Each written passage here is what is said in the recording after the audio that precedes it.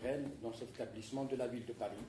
Établissement culturel qui se veut un pont entre les deux rives de la Méditerranée, mais aussi un pont entre les cultures.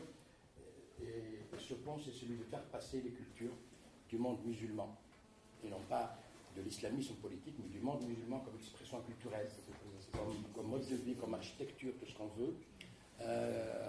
Nous sommes heureux de vous accueillir. Alors nous avons un invité qui nous a lâché, qui n'a pas voulu venir. C'est ça? Tout le monde est là. Mohamed Abou Sal. مرحبا بك محمد. سامعني محمد؟ سامعكم. مرحبا بك. اهلا بكم جميعا. احنا كنا نتمنى انك تكون معنا هنا بالجسم. هاي الظروف شو نعمل؟ الظروف. Non, je disais ça pour dire que, voilà, nous, on essaie d'être des ponts et non pas construire des murs et des barrières entre les humains. Voilà, Mohamed n'est pas là parce qu'il y a des barrières, parce qu'il y a des murs. Donc, nous espérons le recevoir une autre fois parmi nous. Je tiens à remercier l'Institut français de Jérusalem, dont on me dit beaucoup du bien, de tous les côtés d'ailleurs. Hein. J'ai vu pas mal de gens dans le milieu culturel et je sais que la collaboration avec l'Institut français, avec l'Institut culture d'Islam, est très ancienne puisqu'elle a commencé à ma connaissance en 2008. C'est ça, en 2008 elle a commencé. Nous sommes heureux aussi de remercier l'IFO, de remercier l'Institut du monde arabe, de remercier notre partenaire médiatique à travers le groupe public français de médias en direction de l'étranger, à savoir RFI, France 24, RMC, non, MCD maintenant ça s'appelle, ce n'est plus Radio Monte Carlo, voilà. Et tous les autres partenaires, TV5, Sciences Po, voilà. On souhaite vous entendre, vous écouter, échanger avec vous et faites-nous vivre cette création qui se fait à Gaza malgré les murs, malgré les barrières et malgré la prison à ciel ouvert, ce qu'on a appelé couramment à ciel ouvert. Voilà. Moi, je suis un peu ému parce que il y a la fille de Mahmoud Hamchel que j'ai eu le plaisir de connaître. Voilà. Bonne conférence, bon échange. Bonjour à tous, je m'appelle Marion Stéti, j'ai l'honneur de modérer cette table ronde sur les arts plastiques à Gaza.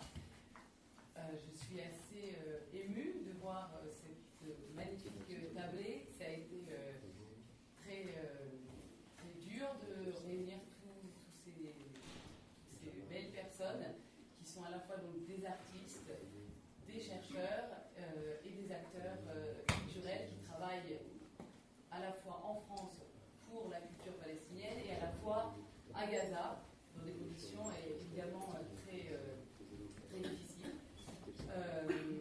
On a un programme assez chargé, donc je ne vais pas trop parler et je vais plutôt laisser la place parce qu'on a vraiment la chance d'avoir à la fois donc, des artistes de Gaza qui sont très établis, à la fois des jeunes artistes, donc notamment Nabil Abourhanima qui est tellement jeune qu'il s'est perdu dans le quartier, mais il va arriver. Et donc voilà, au fur et à mesure, je vous présenterai tous les intervenants. Il y aura deux grandes parties. On va commencer d'abord par Abar El-Sakka, qui est donc directeur du département de sociologie de Birzeit, qui est actuellement à l'Institut des études avancées à Nantes, qui est sociologue et qui a énormément travaillé sur toutes les questions culturelles en Palestine, notamment, et les mobilisations, etc. Et qui va nous dresser un peu, parce que j'imagine que vous n'êtes pas tous forcément des connaisseurs de la situation, donc il va vous dresser un peu une perspective générale et de l'art palestinien également. Et ensuite, on va donner la parole aux artistes, parce que c'est... et je les remercie infiniment d'être là. Vous avez des carrières internationales, vous avez des gens qui sont très occupés, et donc vraiment, je vous remercie infiniment d'être ici. Alors, pour rappeler juste le cadre de cette table ronde, et après je laisserai vraiment la place aux artistes, cette table ronde fait partie de Gaza Inédite, donc qui est un événement pluridisciplinaire qui est organisé par l'Institut français du Proche-Orient et l'Institut français de Jérusalem, commencé donc hier et avant-hier à l'Institut du monde arabe. Il y avait des films, il y avait un colloque scientifique, des concerts. Aujourd'hui, donc, on a l'honneur d'être à l'Institut des cultures d'islam et après-demain, on sera pour une partie d'entre nous au MUSEM pour un colloque sur la création artistique à Gaza. Je voudrais souligner un point qui est très important, c'est que Mohamed Aboussal, qui est donc parmi nous par Skype, a eu en fait son permis israélien. Donc, il est allé à la frontière à Erez avec son permis, avec toutes les autres personnes qui étaient invitées donc, par le consulat général de France à Jérusalem, par ici, par toutes ces grandes institutions culturelles françaises, etc.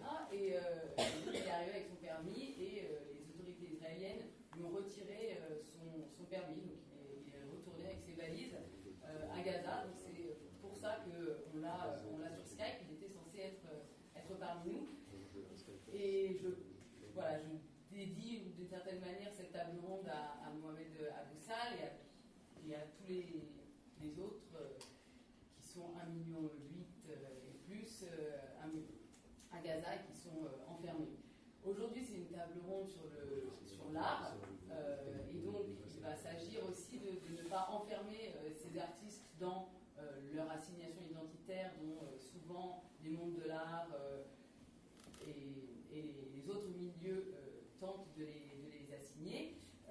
Et donc c'est vraiment, je pense, qu'on va ressortir dans le débat de manière très saillante, à savoir voilà, qu'est-ce que c'est qu'être un artiste palestinien, et souvent les artistes essayent aussi d'être, et ils le font très bien, ils sont d'abord des artistes avant d'être des artistes palestiniens.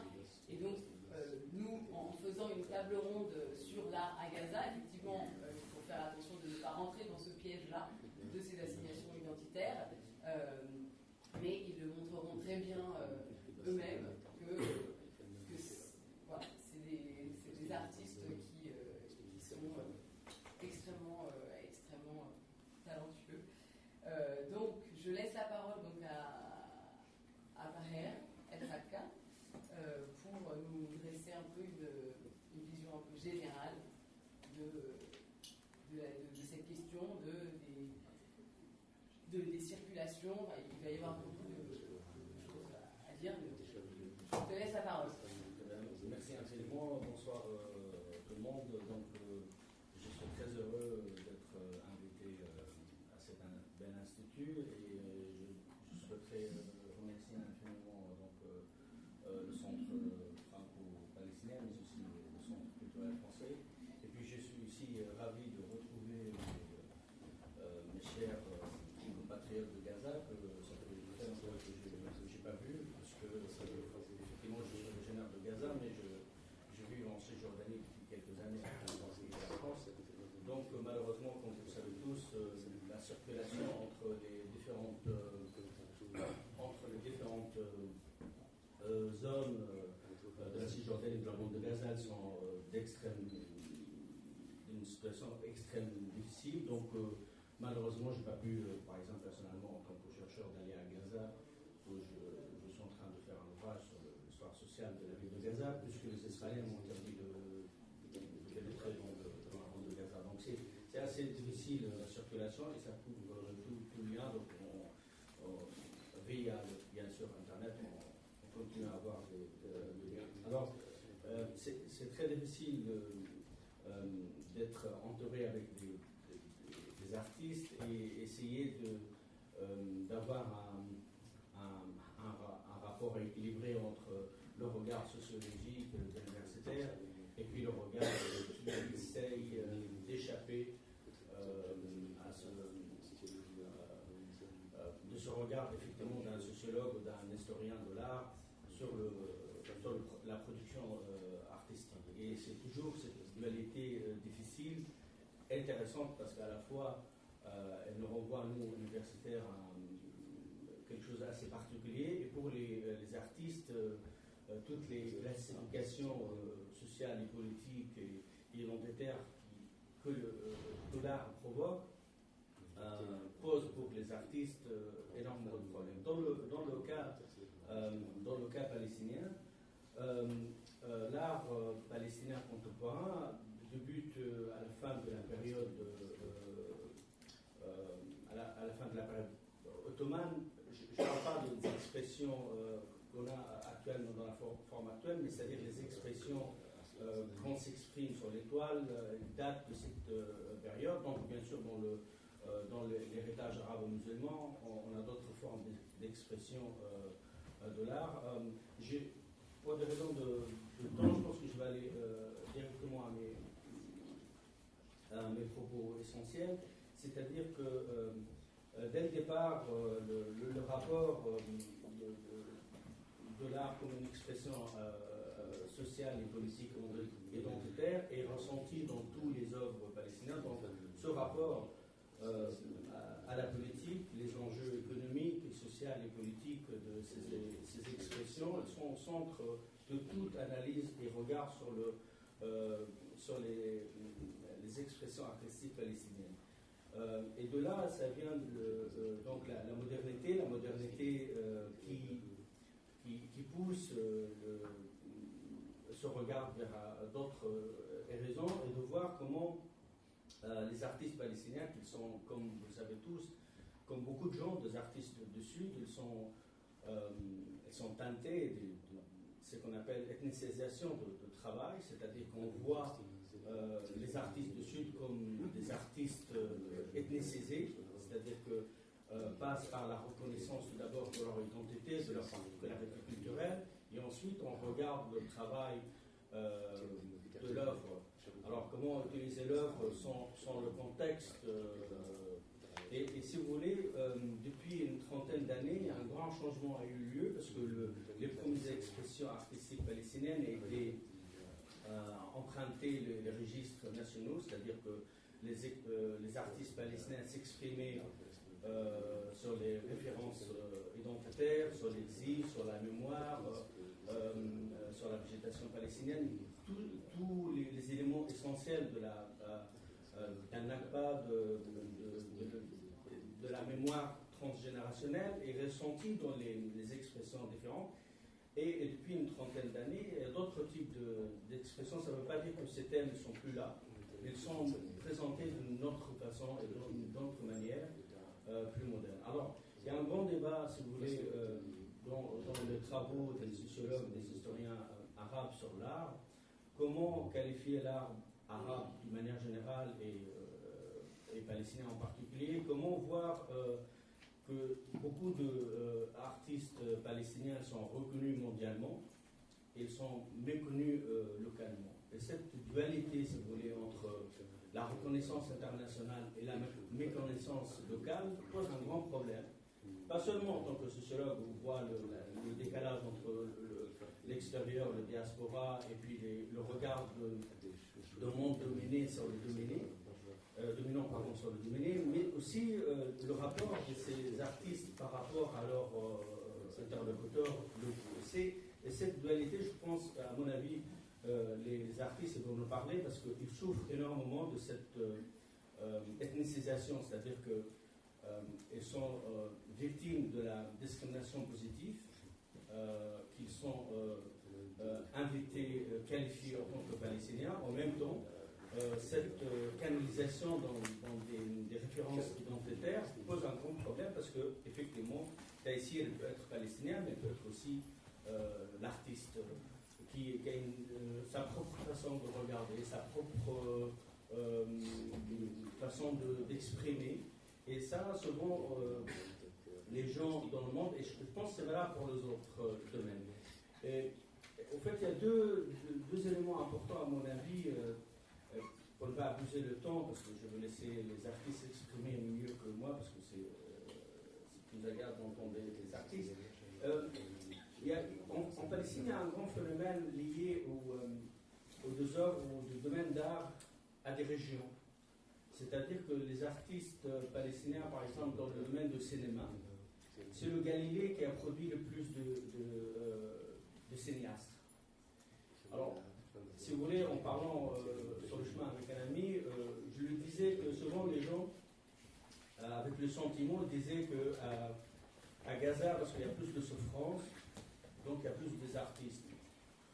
En tant que sociologue, ça ne me convient pas du tout cette analyse, parce qu'elle est assez naïve et puis elle n'est pas juste.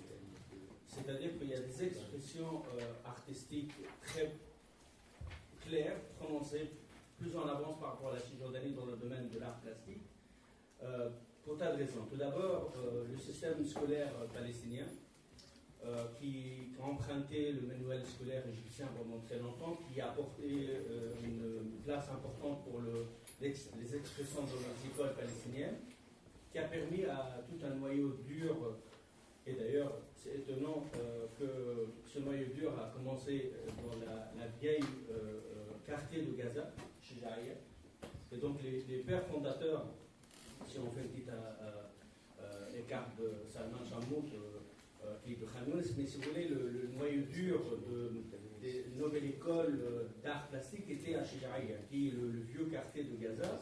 Et je pense que c'est une. Donc, la première explication sociologique, elle peut nous éclairer pourquoi il y a autant des artistes de Gaza, ça veut dire le manuel scolaire d'influence égyptien.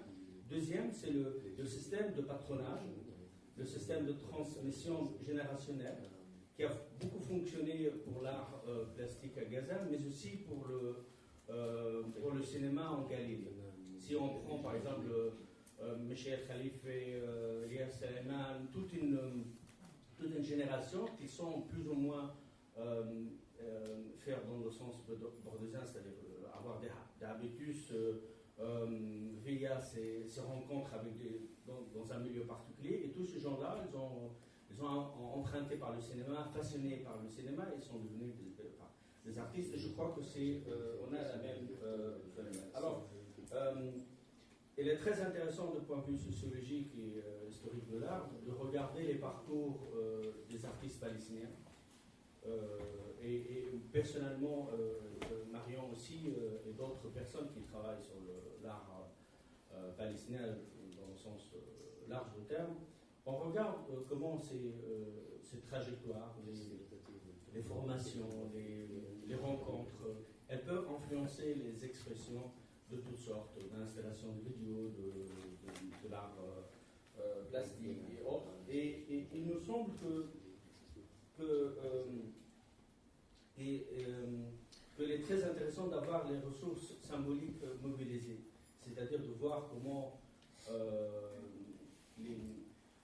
les expressions sociales, c'est-à-dire la contestation, les expressions personnelles, la mémoire individuelle de chaque artiste, mais aussi la mémoire collective, parce qu'on trouve des thèmes, des expressions dans plusieurs travaux. Et je pense que c'est très intéressant de voir ce fil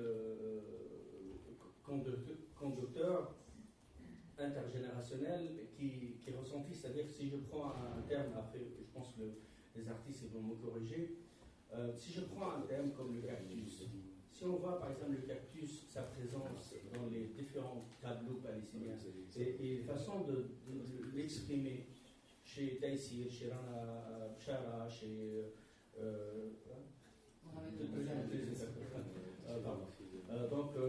d'autres personnes qui l'utilisent, ou d'autres, les clés, par exemple, pour une référence à Taïsir, et tous les symboles qui sont devenus avec le temps les symboles, pas nationalistes, mais les symboles d'une cause juste d'un peuple en quête d'identité, d'affirmation identitaire et nationale, elles sont là. Donc, mais les façons de l'exprimer via les différentes écoles, les différents parcours, sont très intéressants à regarder. Et je pense que c'est ça qui fait la richesse aujourd'hui de ce travail, qui n'est plus du tout dans les configurations anciennes. On voit envoyer les gens qui deviennent exotiques pour plaire à... Et je crois que, si je me rappelle très bien des entretiens de certains artistes, ils disaient souvent le monde dominant, ils souhaitent nous voir comme exotiques. C'est-à-dire qu'ils souhaitent d'avoir, pour ne pas faire des caricatures, mais d'avoir des chameaux, ou de la destination, comme disait Taïsi. Et je crois que voilà, pour ne pas être trop long, je crois que voilà, et Marion est d'en prendre la revanche parce qu'hier, et je l'ai copié, je le présente les outils d'un fois, plusieurs fois. Et donc, je vais laisser la parole aux artistes qui vont vous dire des choses plus intéressantes qu'un regard universitaire sur l'art. Voilà, merci infiniment.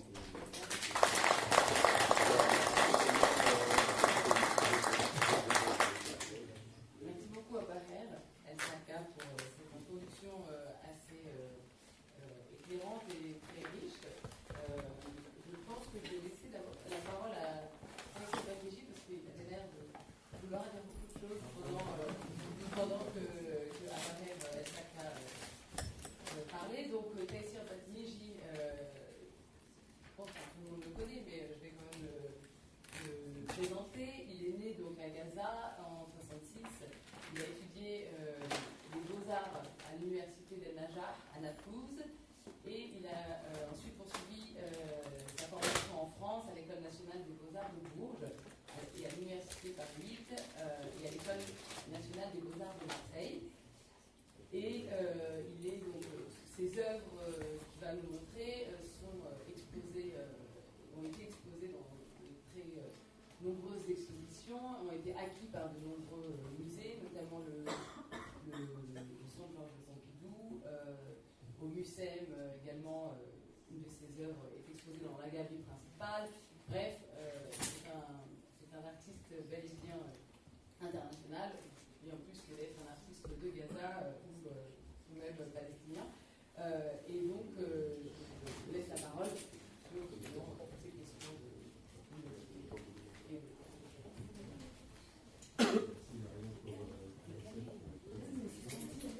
En fait,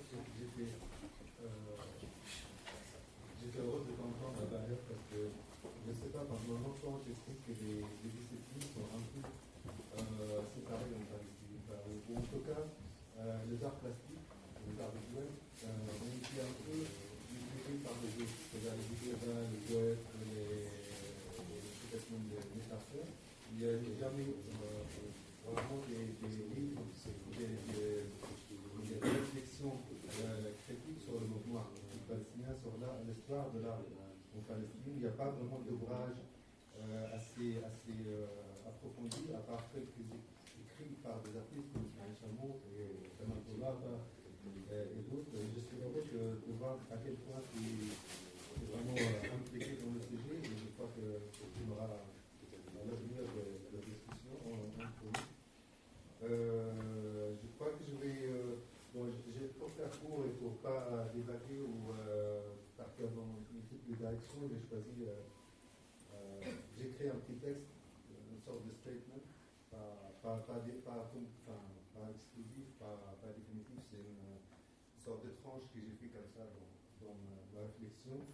Et un des possibles scénarios que je choisis à chaque fois quand je dois parler de mon travail, et un peu continuer un peu dans la même lignée par rapport à ce que disait Abel.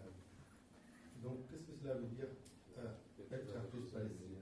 Et pourquoi artiste palestinien? C'est une question que je me suis souvent posée parce que j'ai jamais entendu dire l'artiste italien, l'artiste français. On nomme les artistes par leur nom tout simplement. Et je me rappelle, pendant ma jeunesse, quand je voyais par exemple des reproductions d'œuvres d'artistes palestiniens, il y avait toujours sur les cartes postales, sur le dos, marqué l'artiste palestinien. On n'a pas en anglais, l'artiste palestinien. Donc, comment rendre compte de sa vie, de son vécu, son quotidien, dans un contexte de guerre, de souffrance, sans tomber dans le discours purement politique, le pathos, dans le narcissisme et dans le formalisme? Comment se positionner en tant qu'homme, artiste et palestinien face à l'actualité et l'histoire de son pays, mais aussi par rapport à une scène artistique contemporaine riche et variée? Comment se situer dans un espace-temps, quand on a connu le déplacement, l'instabilité, l'incertitude et l'impermanence, et où la connexion, pour le moins physique ou géographique avec le pays, presque inexistant, est obstruée depuis plusieurs années? Comment rendre visible ou matérialiser ce qu'on ne n'est pas? Autant des questions que mon travail pose, à travers des objets qui se situent souvent à la limite entre visibilité et invisibilité.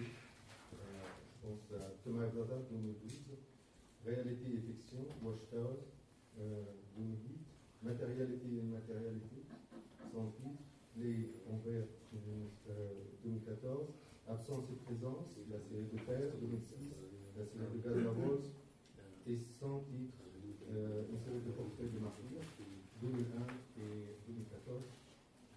Permanence et impermanence, l'homme ne vit pas seulement de pages, c'est là que vous voyez au bout de la programmation qui était réalisée, conçue et réalisée dans le cadre de Marseille 2013. Les programmes sont là.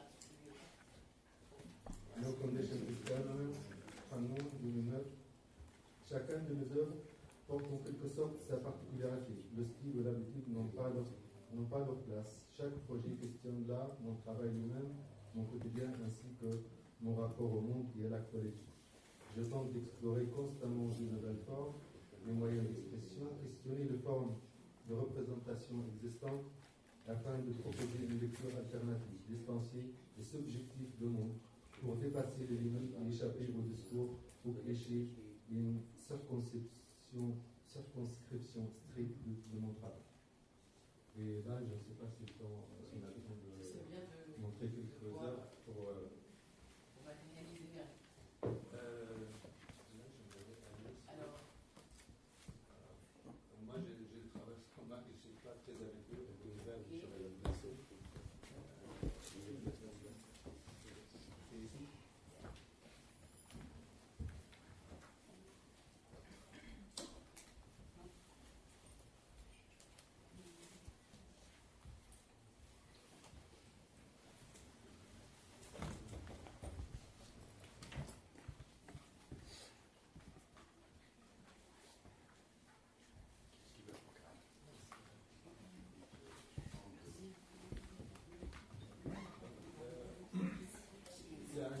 C'est un choix vraiment que j'ai fait un peu, surtout par rapport aux œuvres que j'ai citées un peu.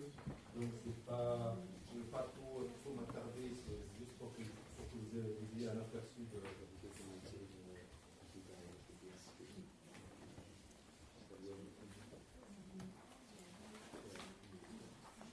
donc, Watchtower, qui est le dernier rapport en français, c'est une série qui a été réalisée en 2008 et qui était inspirée du travail de deux photographes allemands qui s'appellent Bern et Lavischer, qui ont commencé à partir des années 50, fin des années 50, documenter par le moyen de la photographie avec la chambre les sites industriels en Europe, des raffineries, des retourneaux, des châteaux d'eau, etc., et qui étaient pour la plupart abandonnés. Et il photographie ces objets, ces installations, ces sites de manière très, très documentaire en suivant un protocole très très strict, c'est-à-dire il fallait qu'il photographie les objets de face, de manière symétrique, le côté droit égal au côté gauche, lumière tamisée, il n'y a pas de présence humaine, etc.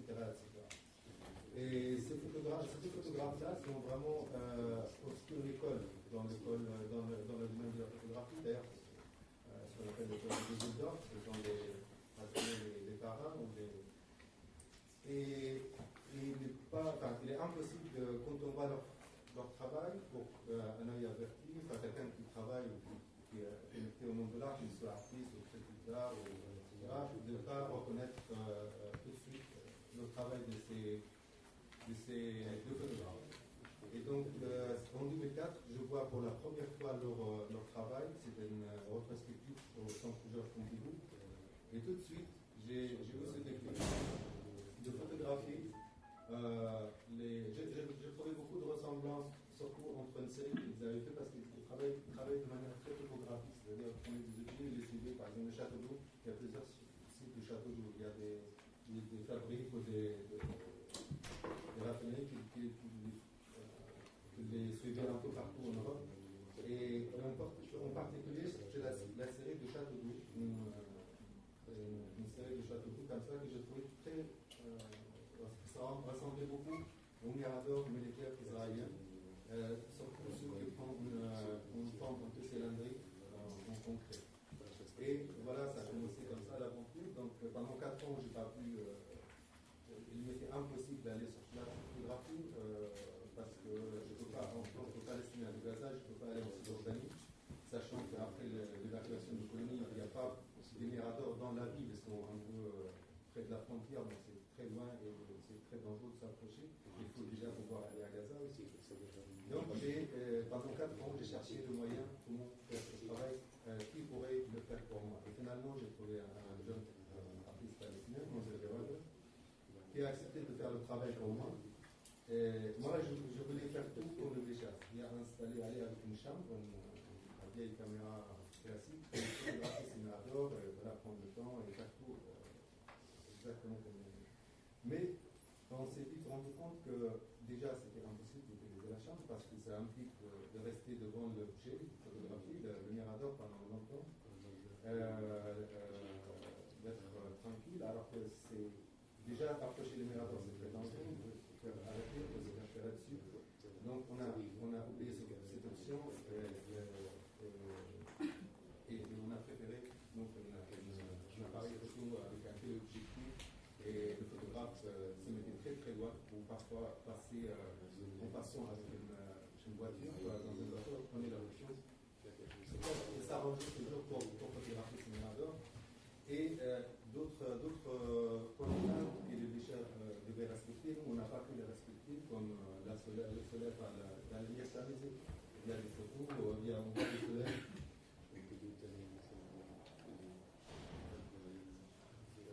Donc, mais finalement, je trouvais que c'était pas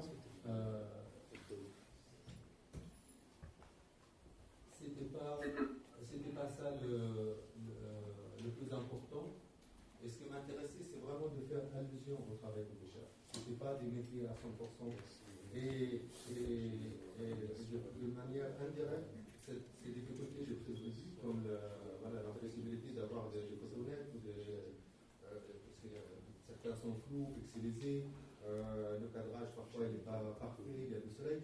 Donc ça a aidé à situer le travail dans son contexte. C'est-à-dire on ressent que les photos n'ont pas été prises dans des conditions telles qu'avec nous le Béchar peut passer parfois une journée pour faire une seule photo.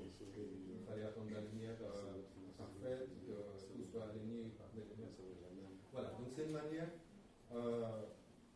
de traiter cette réalité. C'est un des filtres que ma manière, en tout cas moi, de traiter la réalité palestinienne, on a fait passer par des filtres, on fait de connexion, comme je disais tout à l'heure, pour ne pas rester enfermé dans pour éviter tout discours politique négatif. Oui. Ok, très bien, on peut revenir.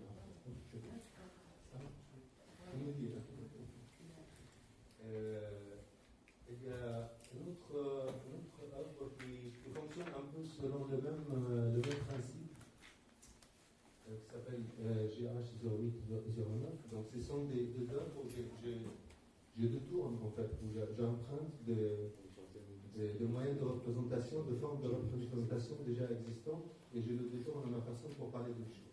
Donc là, j'ai détourné le travail de Béchar pour parler des miradors israéliens, pour évoquer les miradors israéliens. Et là, j'utilise une autre forme qui est plus en rapport avec le quotidien, comme l'agence immobilière. Une agence, on peut appeler agence fictive, pour évoquer la destruction massive qu'ont subi les maisons palestiniennes à Gaza fin 2008, début 2009. Bien sûr, il y a beaucoup de morts, plus de 4400 morts, pour la plupart, comme d'habitude, des femmes et des enfants. Mais moi, des choses sur lesquelles je voulais vraiment, qui m'a choqué beaucoup quand je voyais les images, parce que ici à Paris, certes, on se sent impuissant, donc en permanence en contact avec la famille, on regardait les images et tout ça. Ce qui m'a beaucoup frappé, c'est la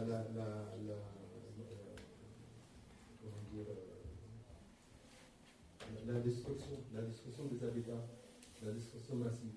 Et donc je voulais faire des portraits de ces maisons, parler de ces maisons, les mettre en évidence, cette destruction, parce que c'est une méthode qui a été employée depuis le mandat britannique. C'est une punition collective d'une des plus dures, après la mort, bien sûr, de membres de la famille. Et pour punir les gens, parce que ça paralyse la vie. Quand on détruit la maison, qui est le centre, le noyau de la famille, le lieu où on se sent chez soi, protégé, tout ça, la destruction de la maison, ça veut dire que la vie est complètement paralysée, on est perdu, tout est voilà, c'est plus facile. Donc pareil, je fais appel à quelqu'un sur place pour faire des photos, parce que là, il ne s'agit pas la notion d'auteur n'est pas là. Moi, ce qui m'intéressait, c'était l'idée. Après, qui fait les photos? Ça peut être moi, ça peut être quelqu'un d'autre, parce que les agences immobilières, vous connaissez un peu les photos, parfois sur la plupart des photos ratés. Peut-être maintenant, on est un peu milliard, mais... Donc, j'ai trouvé un journaliste qui a fait des photos, et pendant 3 mois, on était en connexion tous les deux, et il m'envoyait des photos, moi je lui envoyais des instructions, quel type de photo prendre, et en même temps, il a fallu recueillir des informations sur ces maisons, parce qu'il fallait faire le texte commercial. J'ai commencé vraiment à fabriquer des vraies annonces comme on voit dans une agence immobilière. Et donc, j'ai étudié aussi, j'achetais souvent particulier en particulier, je faisais le tour des agences immobilières pour comprendre un peu le langage, pour que puisse mettre ces informations que je reçois, que sont des informations réelles et vraies, et vraiment très détaillées, pour le mettre dans un langage un peu commercial sans aller trop loin. Et ça, c'est une des questions que je me suis posée en réalisant ce travail, c'est de ne pas tomber dans le satirique, dans l'humour, parce que là, il s'agit de quelque chose de vraiment très lourd et pénible, et en même temps de ne pas tomber, comme je disais tout à l'heure dans mon texte, de ne pas tomber dans le pathos, dans la sensationnel, dans l'émotion. Et finalement, la seule chose qui diffère par rapport à une annonce immobilière qu'on connaît, il n'y a pas de cri, et j'ai noté à la fin du texte le nombre d'habitants. C'est-à-dire sans indiquer sont vivants, sont morts, parce qu'il y en a qui sont morts. Et voilà. Donc je montre juste quelques détails. Ça, c'était pendant la première présentation à Venise en 2011, dans l'exposition The Future of Promise, qui est un peu juste après l'éclatement de printemps arabe. Je ne sais pas si on peut agrandir l'image. Si vous voulez, pour lire le texte.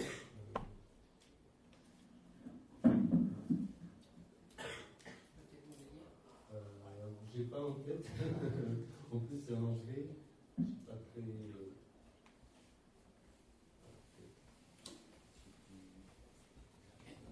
J'essaie d'agrandir, mais j'essaie de monter le. Tu sais, par exemple, comment monter le. Oui, j'essaie de. J'arrive pas. Je ne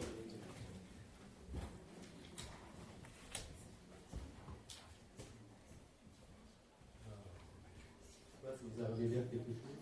Non.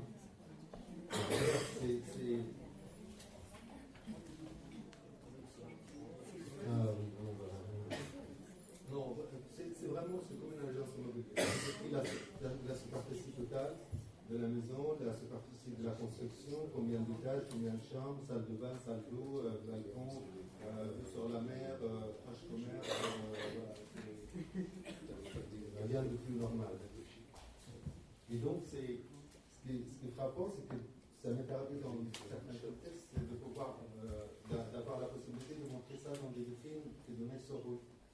Et le nombre de gens qui s'arrêtaient, c'était incroyable. Et les gens s'arrêtaient. Et c'est là où il y a une rupture dans la conscience du spectateur, parce que c'est la perception de taille.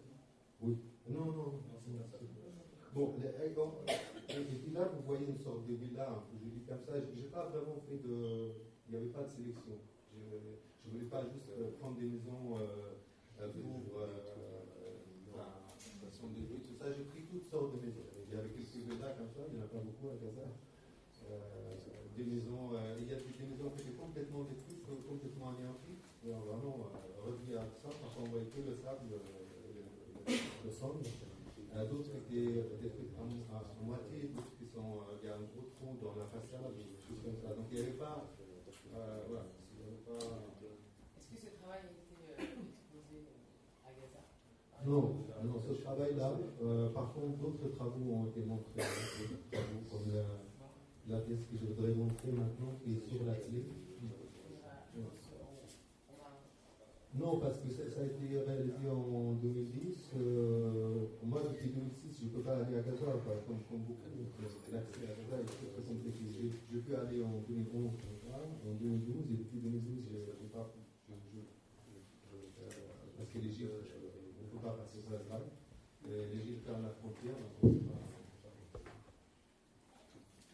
Il va y avoir une séance après de débat donc, avec le public. Donc là, je vais laisser la parole. Ah, on a perdu Mohamed Aboussal. Non, il est là. Il est dans le coin. Il est en suspens là. Il appelle. Merci beaucoup, Taïsir Badmouji.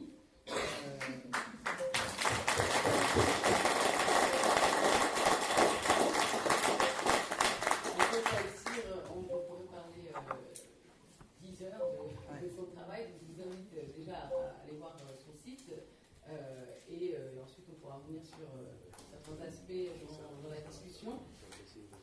Bonjour. Il n'est pas consultable sur les iPhones, malheureusement, mais sur les ordinateurs. C'est difficile de faire le relais, de voir tomber sur la première page, mais il n'est pas fait pour qu'on puisse naviguer sur l'iPhone ou les smartphones.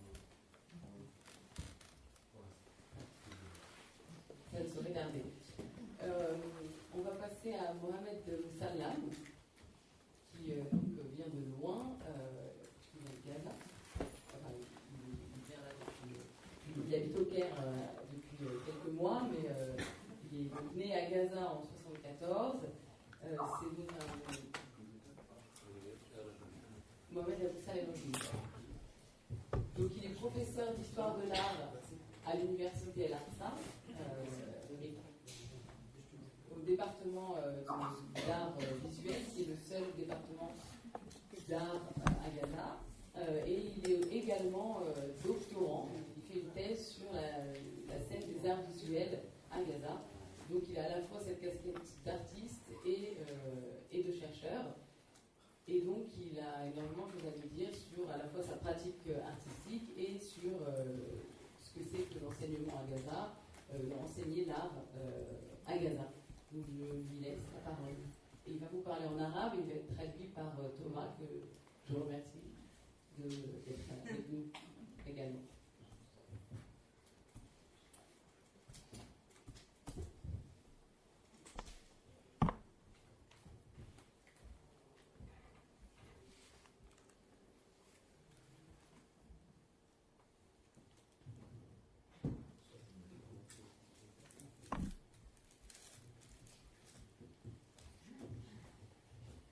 مساء الخير. سعيد فخور اني موجود هنا وبشكر يعني جميع الاصدقاء ومريون وانطوني وكل الاصدقاء اللي في القدس وغزه اللي ساعدوني ان انا اكون بينكم هنا. Bonsoir, je suis très heureux et fier d'être ici et je remercie tout le monde qui a rendu ça possible.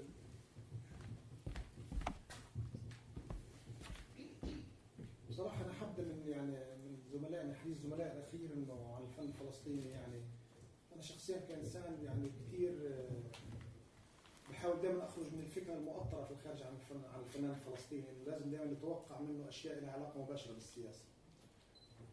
Par rapport à ce qu'a dit Taïsir, une des choses essentielles de mon travail a été justement de sortir de cette idée qu'il y a un rapport direct entre l'art palestinien et la politique, que l'art palestinien doit nécessairement traduire directement une préoccupation politique.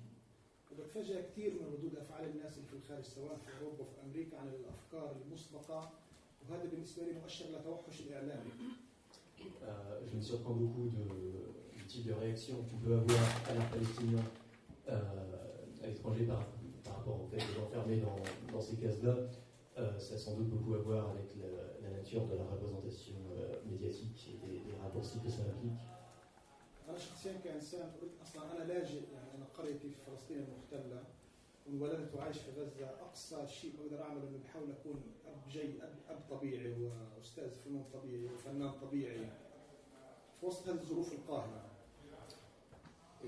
Donc, je suis réfugié de Gaza. Mon village d'origine est en Palestine. J'ai vécu évidemment des expériences particulièrement dures à traduire dans l'art, par exemple, et on voudrait évidemment, comme tout le monde, être un père normal, un artiste normal quelque part, avoir une liberté de parler de ce qu'on veut. Mais évidemment, l'expérience a quelque chose à voir avec l'art.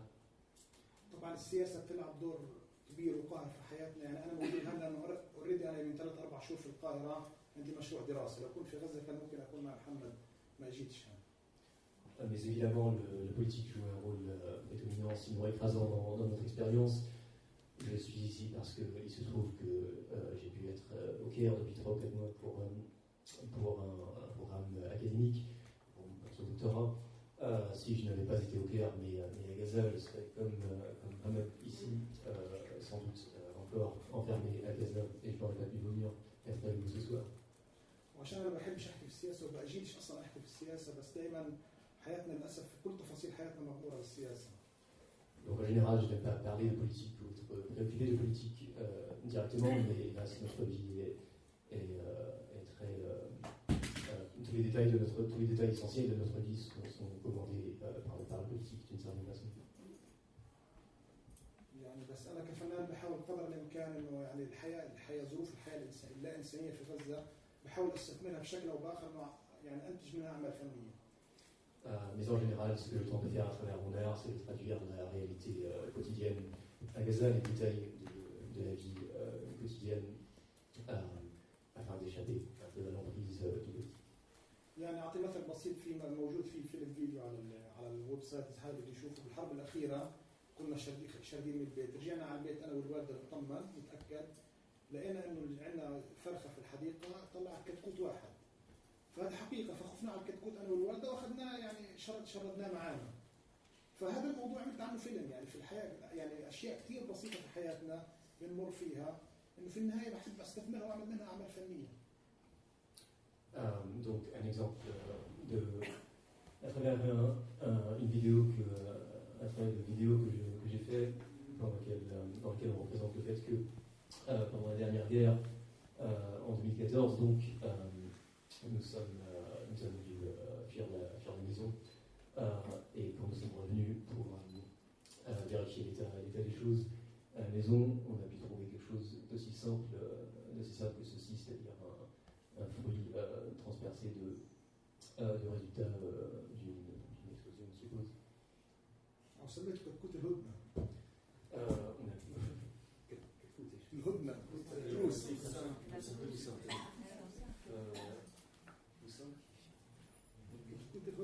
En fait, le poussin de la trêve. لا مش هذا الفيديو. اوكي. Donc en revenant vers l'image, donc en revenant à la maison, on a découvert un poussin dans la maison qui manifestement venait de naître et qui était une chose un peu renversante à trouver. On l'a appelé le poussin de la trêve, sachant que c'est la trêve qui nous avait permis de rentrer à la maison. Donc ce genre de détail est celui qui m'interpelle.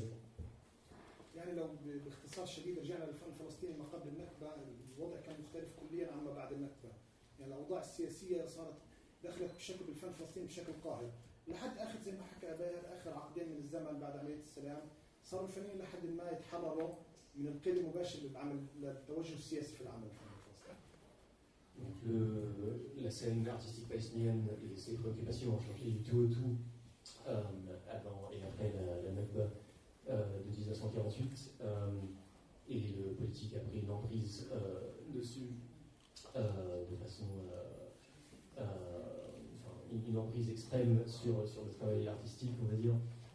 Mais il est vrai que comme a dit Tassir, depuis une vingtaine, trentaine d'années, il y a eu un effort à la longue de libérer l'art palestinien des contraintes, des politiques de diverses façons. انا ولدت وعشت في غزه يعني متاثر كثير بالمكان، مرتبط كثير بالمكان المحيط فيها. يعني مثلا نرجع يعني البرتقال، انا كان رمز استخدام البرتقال انه فلسطين كانت تصدر البرتقال قبل النهضه لاوروبا وامريكا. اليوم صار في عندنا تصحر في الحياه، وبحب استخدم يعني عناصر بسيطه من الحياه اليوميه لعبر عن قضايا كثيره. Je suis né, j'ai grandi à Gaza. Je suis né, j'ai grandi à Gaza et donc évidemment le contexte de Gaza a une grande influence dans mon propre travail, mais je tente de choisir des thèmes assez particuliers. Par exemple, la question le symbole de l'orange. L'orange était central à l'économie et à la société palestinienne avant 1948. C'était l'orange de Jaffa était l'orange la plus exportée vers le monde extérieur, la plus célèbre. Ça a plus trop été le cas depuis, il y a toute une histoire autour de ça. Mais donc c'est en faisant reparaître le thème, le symbole de l'orange dans l'art que je produis, que je tente d'utiliser les choses simples, les symboles simples, mais qui ont une grande profondeur historique pour faire passer certaines idées. هذا عمل اسمه هجرة إلى السماء، يعني هذا بيمثل الفلسطينيين المهاجرين عبر البحر إلى أوروبا، عملت في شاطئ غزة. Ceci est un travail que j'ai fait qui s'appelle La fuite vers le ciel, qui parle des Palestiniens qui ont tenté de fuir Gaza en s'embarquant à bord de bateaux de fortune vers l'Europe, comme tant d'autres.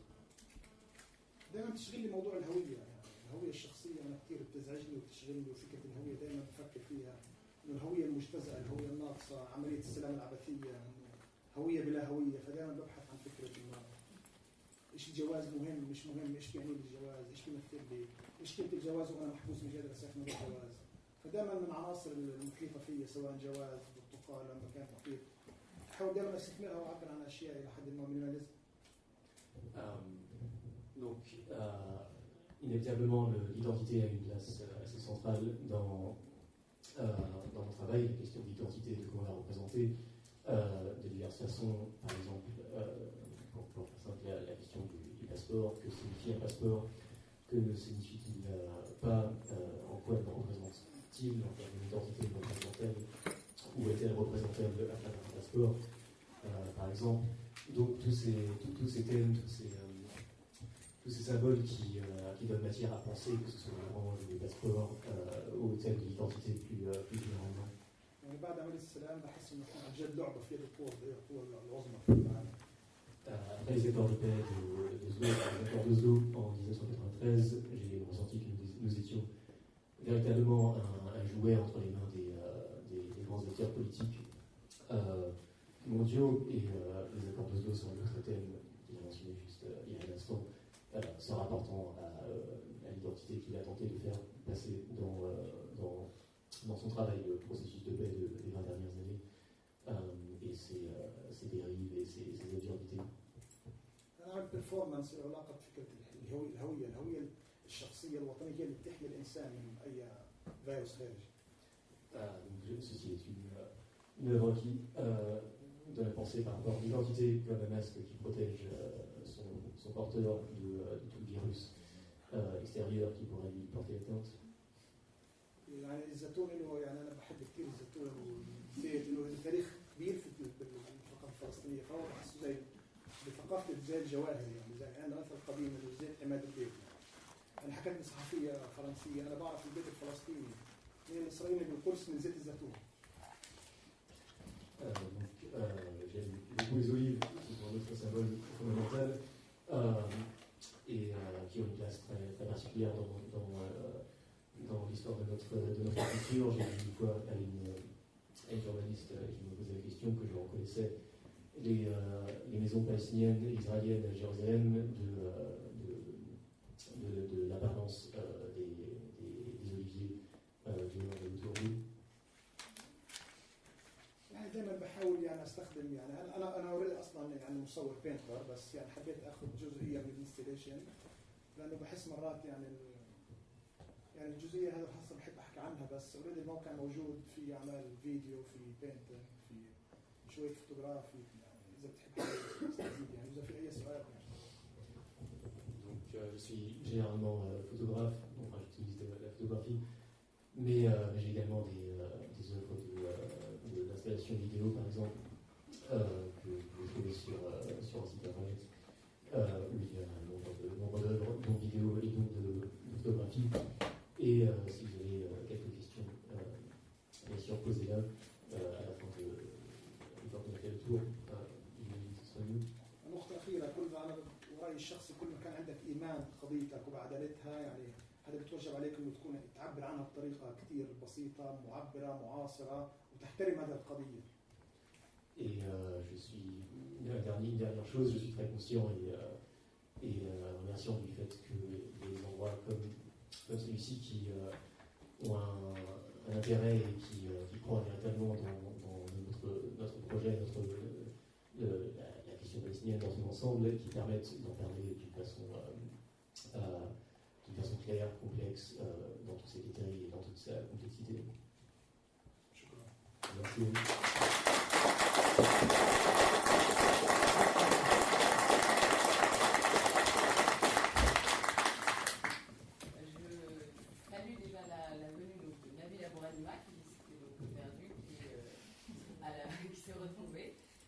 Et je vais laisser la parole à Shadi Zartouk, qui nous fait également l'honneur d'être avec nous ce soir, qui est né lui en 81 à Benghazi, en Libye, et qui s'est installé à Gaza après les accords d'Oslo. En 2002, il a fondé un collectif d'artistes galeries qui s'appelle Shababik, qui est une des institutions, un centre culturel très important à Gaza. Et il a ensuite bénéficié en 2006 d'une résidence à la Cité internationale des arts à Paris. Et depuis, il a explosé, comme on dit dans un mauvais langage, et jusqu'à aller donc en 2015, il a été exposé à la galerie Saatchi à Londres. Et vous pouvez voir ses œuvres à l'Institut des Arts jusqu'à demain. Après-demain, non, le 20, c'est demain. Donc dans l'exposition La Palestine à l'image, donc je vous encourage à aller voir. Donc Fadlan Shadi. Avec un micro peut-être. On peut internet ici? Bien sûr. Parce que je ne sais pas utiliser ça. Ici, non? Non?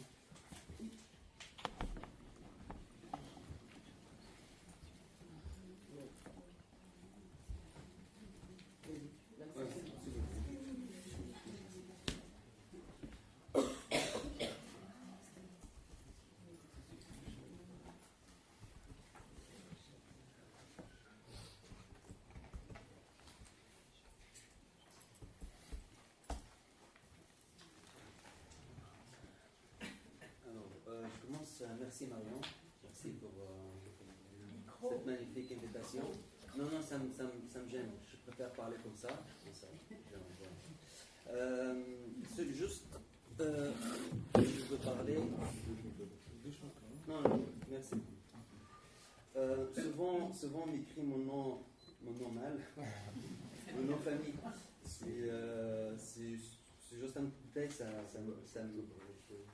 parle vraiment de mon sujet artistique parce que les petites fautes avec le AL et son AL, en fait, ça vient en question vraiment politique de ma vie. Ça veut dire mes frères, ils sont avec son AL, ça veut dire Zach Zouk son AL, et moi avec AL. Donc plus tard, les enfants, on ne sera pas famille. C'est un politique israélien pour créer un peu de mes cartes d'identité. La famille elle-même soit à plus tard pas dans la même. Donc,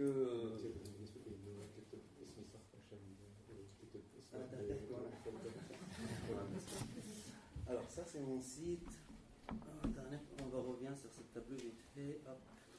Moi j'ai fait deux séries de peintures, c'est les plus je faut dire c'est le plus important pour moi. Et maintenant, je me concentre un peu plus vers cette série.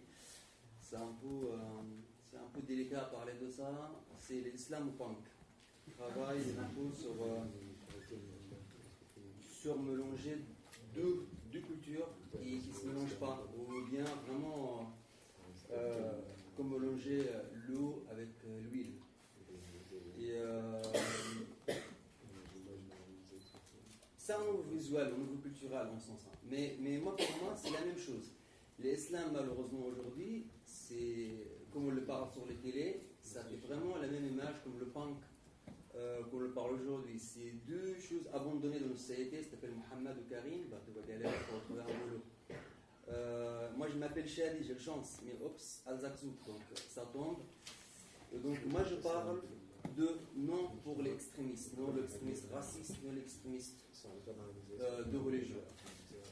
Et donc, c'est mon recherche, c'est ici, bien sûr, dès que je parle de l'islam, et je parle de punk, je suis en train de faire une recherche personnelle sur l'identité. Ça, cette table-là, elle s'appelle Inside Me Attempt, intérieur moi. Et j'ai peint ma famille, on voit, il y a un petit loup et tout.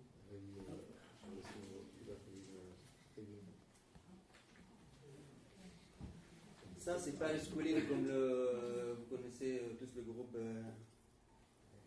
qui chantait London Calling, Clash, la Clash.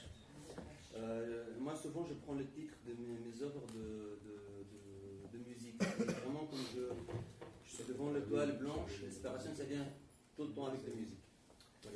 Voilà, moi, je pense qu'on n'a pas besoin de trop parler. Ici, j'ai fait un petit peu de graffiti sur l'Arc de Triomphe. Et le principe de ce travail-là, que je fais un peu poussé très loin par rapport à l'islamophobie. Parce qu'on attend, c'est interdit, mais le voilé, Justine, c'est en français, c'est le voilé, mais c'est pas mon objectif quand même, voilé, Justine, c'est juste vraiment provoquer une image impossible. Un voile avec le pic de banque là-dessus. On revient, un petit détail, j'aime bien, il y a des lapins. Il y a beaucoup de gens qui me demandent pourquoi il y a des lapins. Pardon? Pourquoi les lapins? Non, c'est un secret. Les lapins, c'est des symboles de peur. De peur et de faire beaucoup. C'est-à-dire, un lapin pour pouvoir. C'est pas par moi, c'est pas comme un lapin. Voilà, c'est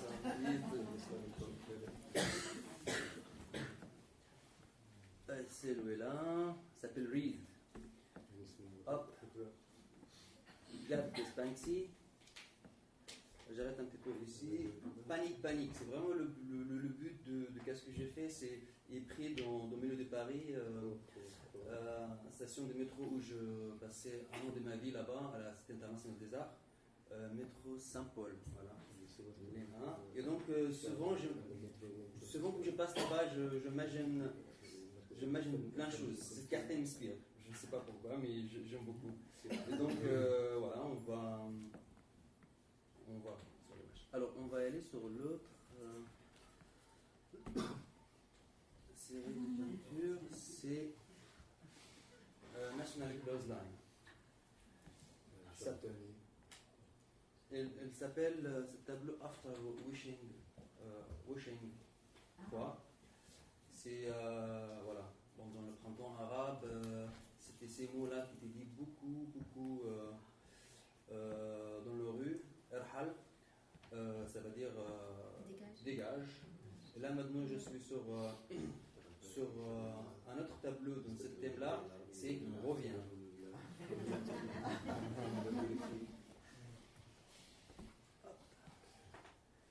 Et en fait, le tableau était censuré en art de Dubaï. Dommage qu'on n'a pas écrit dans notre petite biographie. C'était très important pour moi parce que c'est ici ça a commencé mon carrière comme artiste censuré à Dubaï. Tous les médias français ont parlé, tout le monde parlait, et donc je deviens. Malheureusement, c'est comme ça. Il faut suivre les médias. Si tu fais quelque chose qui est censuré, et l'artiste il est important. Mais voilà, les médias, voilà, c'est comme ça. Comme il était censuré, les tableaux étaient vendus un peu sans je sais qui était vendu, le tableau était parti où. Il était censuré dans l'exposition. Moi, c'était un choc pour moi. Je demandais un simple un sable d'information pour le galerie. Il me dit, il est où les tableaux, il est parti chez qui, et le galerie l'a refusé. Et donc j'ai décidé de faire un zoom out de le tableau. Ça veut dire le premier, on le voit ici, c'était comme ça. Après j'ai décidé de faire un zoom out. On le voit, il sort un peu plusieurs filles avec plusieurs mots en arabe, en goto, c'est un peu bédouin, en russie, en chinois. La même mot, c'est dégage. Bah, là c'était le premier. Je fais en fait je fais 3 fois. Ça c'est le premier. Le deuxième, il va revenir. Le même tableau, un peu abîmé, un peu tapassé sur le visage, on a vu. Et là le troisième, il est punk. Je vous montre l'image si vous voulez. Et à la place de Arhal, c'est Erja, reviens. J'espère que clean up. Alors on va le drapeau palestinien à la fin et emballé. Hop. Voilà, prêt à danser.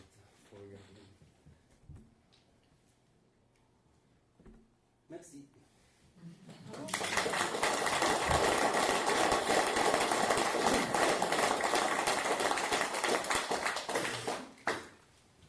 Merci beaucoup, Shadi.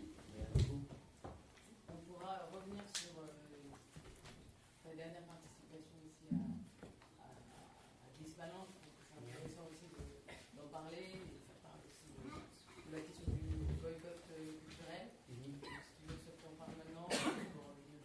Oui, je peux parler maintenant.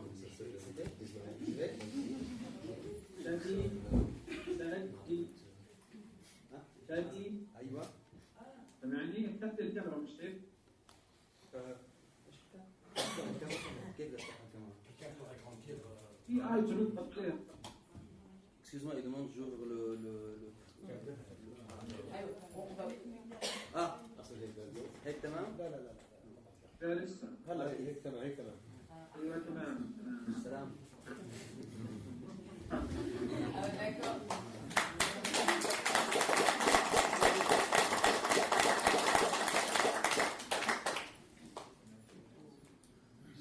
Par rapport à l'exposition de Disneyland qui s'est passée en Angleterre l'année dernière, 23 août, j'étais invité par l'artiste hyper super star Banksy. Et moi, je suis fan de lui. Ça m'inspire beaucoup. Vraiment, beaucoup de mon travail. Cet artiste-là, il m'a créé un vrai problème dans mon tête parce que je me suis dit, c'est fini, ça ne peut pas jamais faire un art comme ça. Donc pour moi, c'était quelqu'un d'important.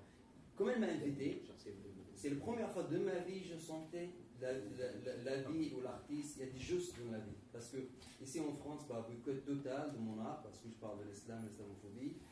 Même de notre centre d'art, de dossiers, je fais des centaines de dossiers sur le centre d'art ou lieu d'exposition, c'était toujours refusé, jamais sélectionné, aucun article. Sauf un jour, je reçois un mail de Banksy qui m'invite à Disneyland. Banksy. Donc c'était pour moi tout, comme vous imaginez. Je suis allé à l'exposition, j'étais vraiment heureux comme un enfant et vraiment, même mon réaction, c'était vraiment un petit enfant. Et après comme le premier jour de vernissage, je couvrais il y a 3 artistes israéliens. Je me suis dit, il y a un problème ici, ou bien ces 3 artistes-là, ils sont vraiment engagés, c'est pour anti-racistes, le pays était en prison, je ne sais pas. Je discutais avec un de ces artistes, et vraiment pas du tout. Et elle dit c'est Israël, on doit trouver une solution un peu. Enfin, c'est le même discours politique de ce pays, du pays de passion. Donc moi je n'ai pas supporté ça. J'ai resté un nuit, réfléchir. Un Palestinien, ma famille vit à Gaza, mes amis, encore le sang il est frais sur le sol, de mon pays, de mes frères et sœurs. Et donc j'ai appelé ma femme à Paris. Je lui ai dit, moi je veux prendre mon peinture et je veux sortir courir dans l'exposition. Elle m'a conseillé, je mets un tableau, en toile blanche, et c'est un très symbolique comme quoi c'est vraiment mort. Je trouvais que c'est une très bonne idée, j'ai mis une toile blanche sur le tableau et j'ai écrit Rape Gaza, de Rompé et je me suis allongé dedans. Voilà, ça a créé un scandale. Donc c'était très bien pour moi. Je n'ai pas participé à l'exposition, j'ai pas écouté Israël et je deviens l'artiste.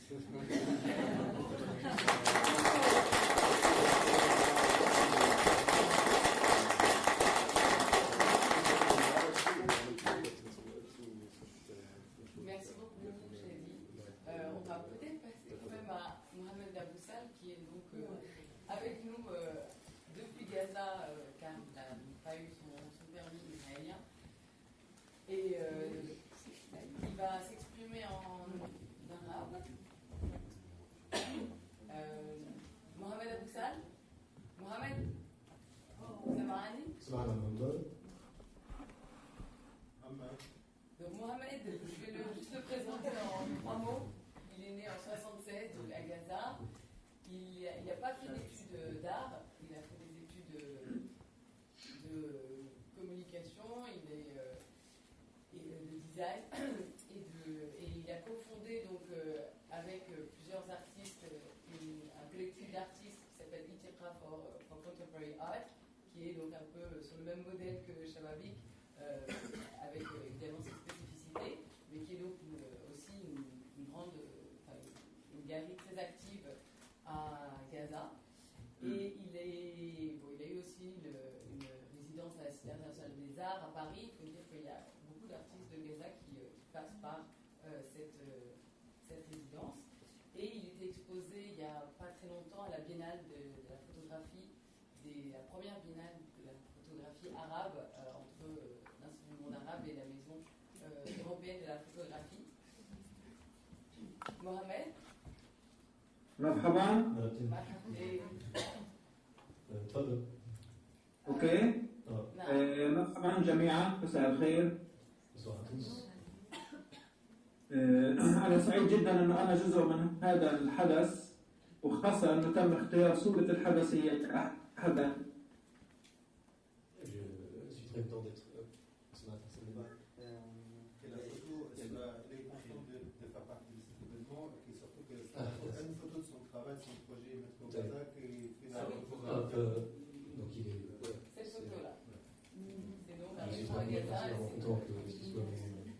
C'est donc lui qui a fait cette photo et ça fait partie d'une installation. Tu vas laisser parler.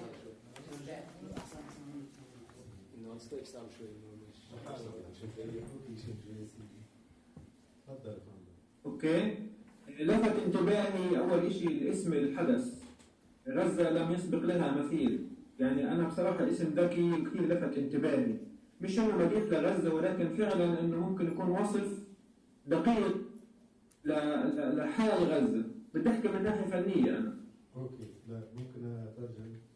Ce qui m'a interpellé, ce qui m'a vraiment fait plaisir, ou m'a touché beaucoup, c'était le titre, le choix du titre de cet événement, Gaza Indeed, parce que ça correspond à une situation, à la situation de Gaza, ou comment, enfin, une occasion de parler de Gaza peut-être autrement, je crois que c'est ce que je voulais dire. Et je souhaite aborder la question par commencer à entamer mon discours par parler du côté artistique, de la dimension artistique. الفنان بغزة يعني بمسيرته الفنية بواجه 3 أصعب أشياء بحياته. L'artiste à Gaza, il est face les 3 choses les plus difficiles dans sa vie. أول شيء إنه كيف يقدر إنه يطلع من كونه مواطن عادي بيتعرض لنفس الظروف اللي بيتعرض لها كل الناس، ويبدأ ينظر بمنظور كأنه عين الصقر. يعني يحاول يراقب نفسه من بعيد، يعني ينتزع روحه من نفسه، يراقب نفسه من بعيد أو من الأعلى أو من كأنه من الفضاء ليشوف شو ممكن يكتشف، على أساس يتجاوز الظروف العادية اللي بيتعرض لها مثله مثل أي حدا من المواطنين اللي مش فنانين. La première chose, c'est de faire partie de gens de Gaza, avec tout ce que subit Gaza de guerre, de souffrance, la situation qu'on connaît tous, et donc d'être à la fois citoyen de Gaza, avec tout ce que cela signifie, et en même temps de pouvoir sortir, de se détacher de ce contexte et se regarder de l'extérieur, de comment garder une distance par rapport à tout ça en tant qu'artiste et regarder, scruter cette réalité pour pouvoir l'interpréter artistiquement. ثاني تحدي هو الفنان مضطر رغما عنه انه يلعب كل الادوار، يعني بيلعب دور الفنان، دور اللي بيفكر، دور اللي بيخطط، دور اللي بيكتب النصوص، دور انه هو اللي بده يخرج ويعرض، انه هو الكوريتر نفسه، انه الفنان بده يخلق جمهور بغزه، بده يخلق ناس تقرا الفن تبعه، بده يخلق لنفسه نقد، ياخذ فيدباك من نفسه، لانه بيشعر نفسه شوي وحيد بسبب يعني اسباب كثيره، جمهور قليل للفن، الناس مهتمه باشياء ثانيه، كثير اشياء، يعني هذا ثاني اصعب تحدي، انه الفنان ملزم عشان يمشي مسيرته الفنيه يعيش كل الادوار. L'artiste à Gaza, en fait, il est obligé de porter plusieurs chapeaux. Donc, c'est l'homme à tout faire, c'est-à-dire l'artiste, c'est lui qui produit, c'est lui qui pense, qui réfléchit, qui doit diffuser son travail, qui doit écrire ses textes, qui doit aller vers le public. Donc, et dans tout ça, ils se sentent complètement seuls. Et c'est une situation qui est très difficile à gérer. ثالث إشي إنه الفنان بينتج، يعني في عنده نتائج، في عنده مخزون، بيعبر بغض النظر عن مستوى أسلوبه وكذا، إلا إنه بيضطر إنه في النهاية يصطدم في شغلة هي منيحة ومش منيحة، هي موضوع التضامن. يعني كثير ناس من العالم الخارجي إنه بيتعامل مع الفنان اللي من غزة إنه هو فنان من غزة. مش ممكن إنه يقرأ عمله كعمل إنه ممكن يطرح بلغة بصرية يقرأها كل العالم.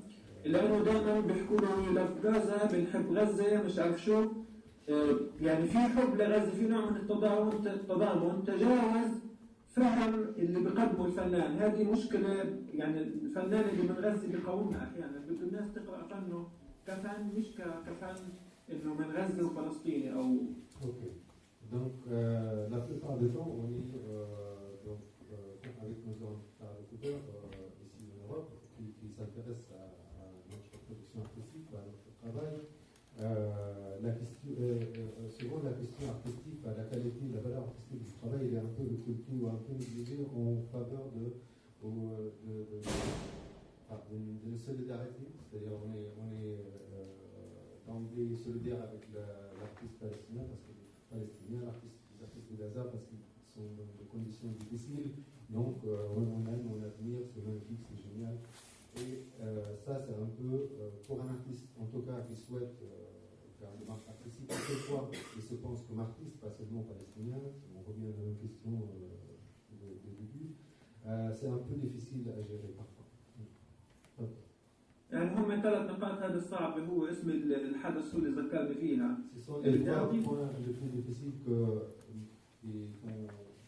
a évoqué le titre de l'événement. Que le titre de l'événement m'a fait penser, auquel m'a fait penser. شيء ثاني انه انا شايف انه غزه حقل خصب للاستلهام وللفت انتباه الفنان للافكار او المفاهيم اللي ممكن يبحث فيها بسبب كثره التفاصيل وكثره الظروف اللي فيها والتعقيدات والضجيج والنمو السكاني، كثير في تفاصيل وسريعه جدا جدا، هي يعني عامل كنز في قطاع غزه انه يلهم الفنان.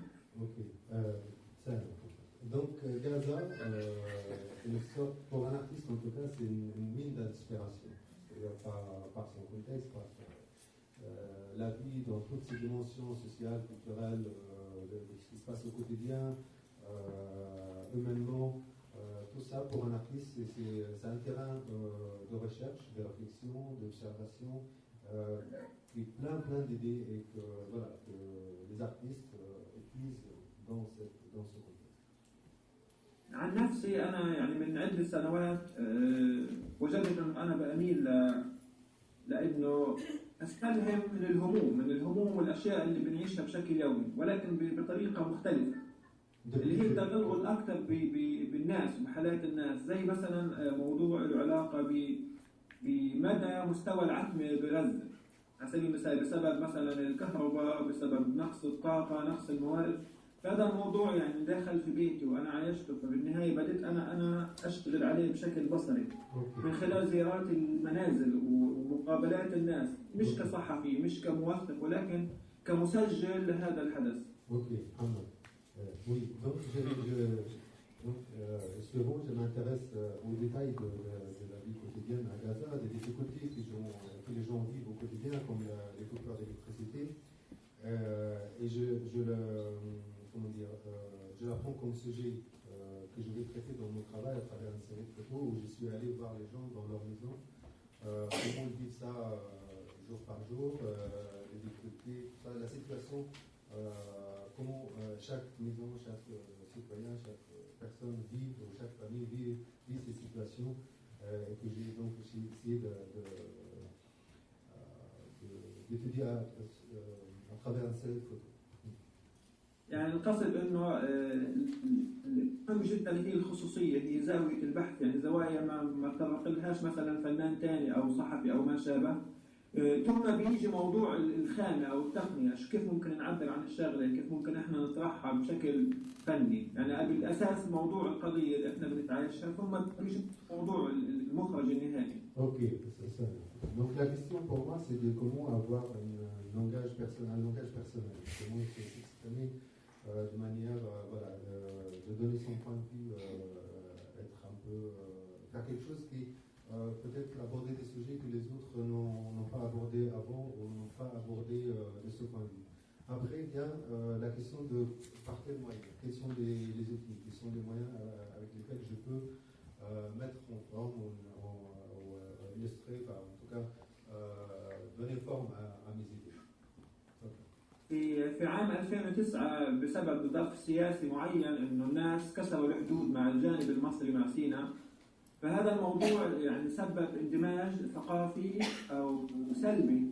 لما دخلت عنا الغازولين المصري، دخل عنا مركبات زي الطفطف والتوك توك، صار في غزه في فوضى، في تلوث، في اشياء كثيره، في اختلاف لهجه، انه بدات تحس انه لهجه سيناء وصلت غزه، لهجه غزه توصل سيناء. هذا موضوع الاندماج الثقافي بعد كسر الحدود، وكانه سائل كان بيتحول من منطقه لمنطقه. في النهايه انا هذا الضجيج اثر علي، انه حركه المواصلات مش عارف شو، في انفاق تحت الارض، فكان عندي نوع من الحلم او الحال البصري، انه فقدمت انا فكره مترو في غزه، مشروع متعدد البسائط، ما بين اداء، ما بين تركيب، ما بين في النهايه صور فوتوغرافيه سجلت هذه الاشياء.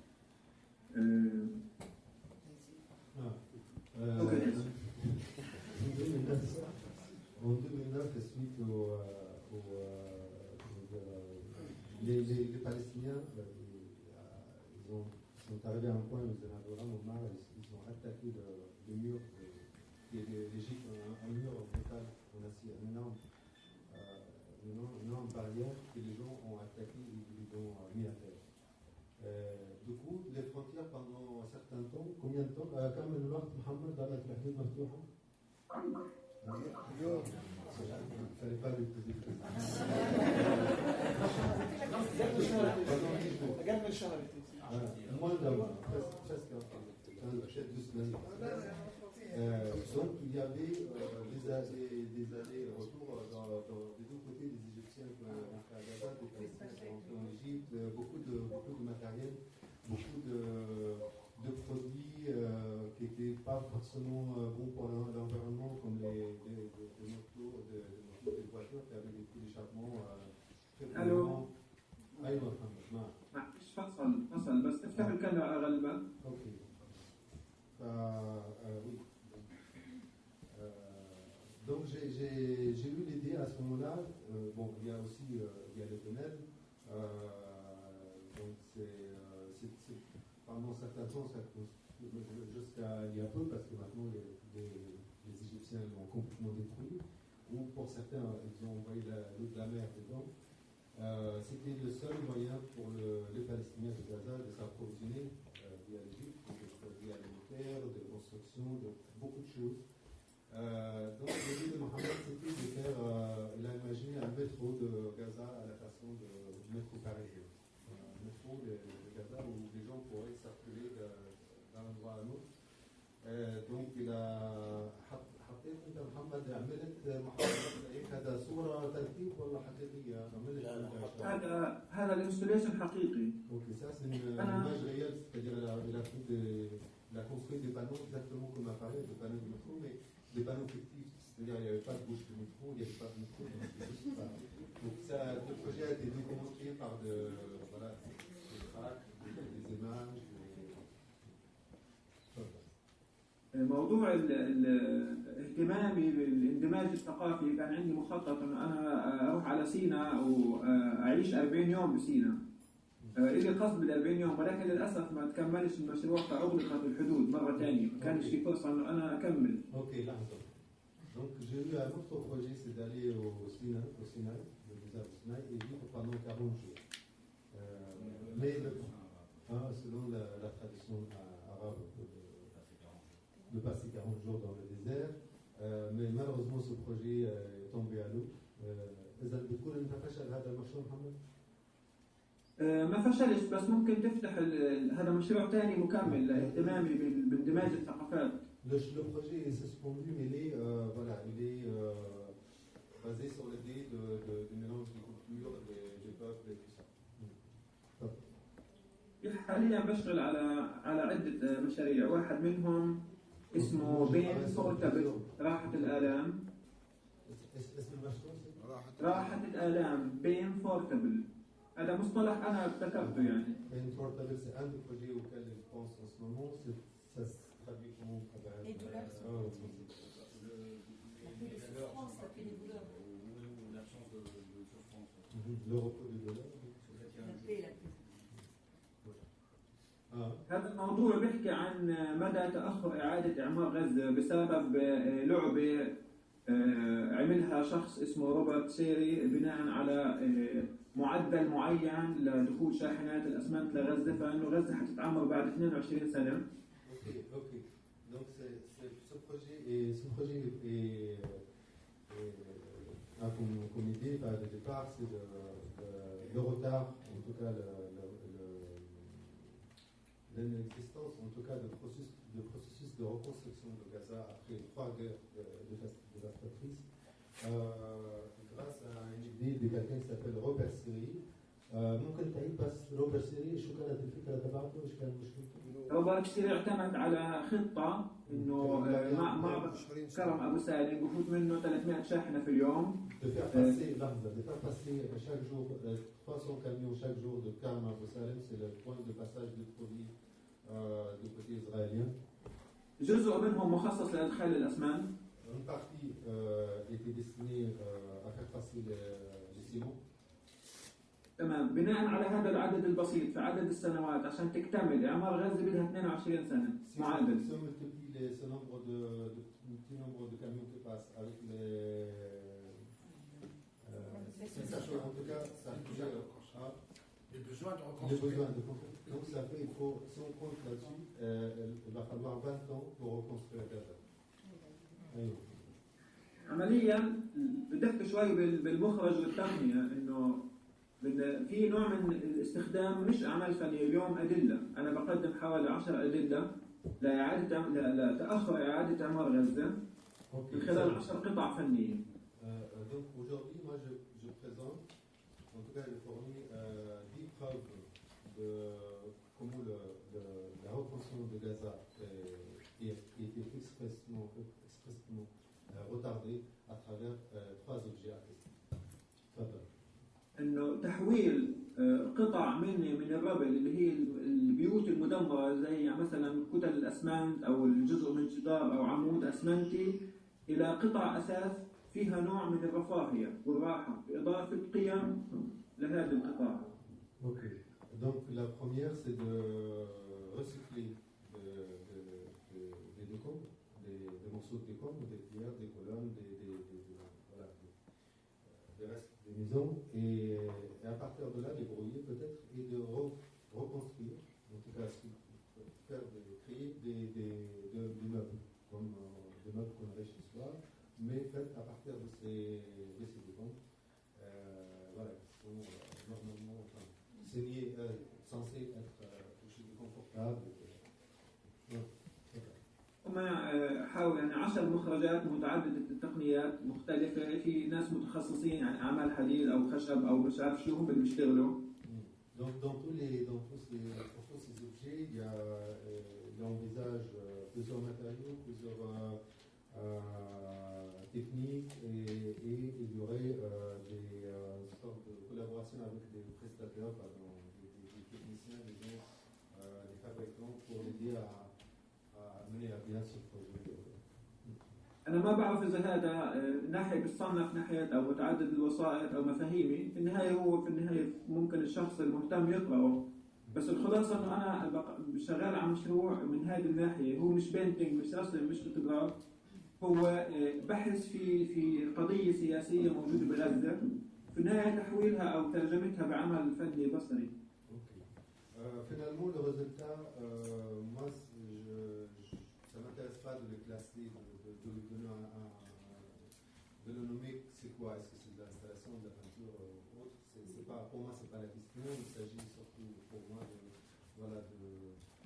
de rendre compte de cette situation à Gaza à travers un regard d'artiste, de point de vue artistique. طيب أنا الحديث يطول، ولكن أنا حابب يعني أشكر كل القائمين على هذا الحدث وخاصة القنصلية الفرنسية ومساء الخير لكل الحاضرين.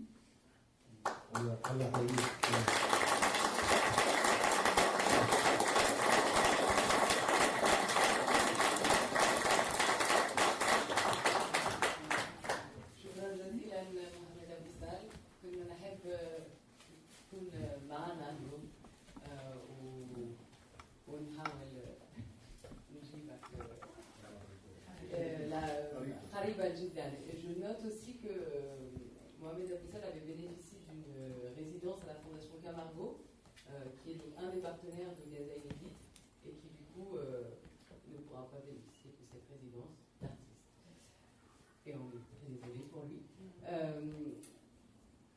Et pour nous, et pour tout le monde. Mohamed, معك كمان شوي وقت تدل معنا ولا لازم؟ موجود أنا مستمع. Ok, allez. On va passer à la dernière partie de cette première partie de table ronde sur les paroles d'artistes avec Nabil Abouhanima, qui est donc un jeune artiste, il a 32 ans. Et donc il est actuellement à la Cité internationale des arts. Il a étudié l'éducation artistique avec, je crois, Mohamed Moussallam, qui était un de ses professeurs. Et donc c'est un peintre à la base. C'est un très bon peintre. Et d'ailleurs, une de ses peintures se retrouve dans le programme de Gaza Inédite. Nabil.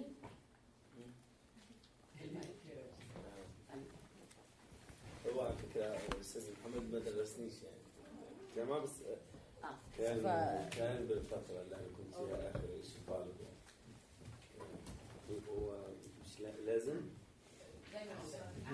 أنا زي شايف يعني إن شاء الله ماشي بس إذا ممكن نحط هذه يا ريت بسم الله لفونا الكاميرا على نبيل بالله. أنا لا.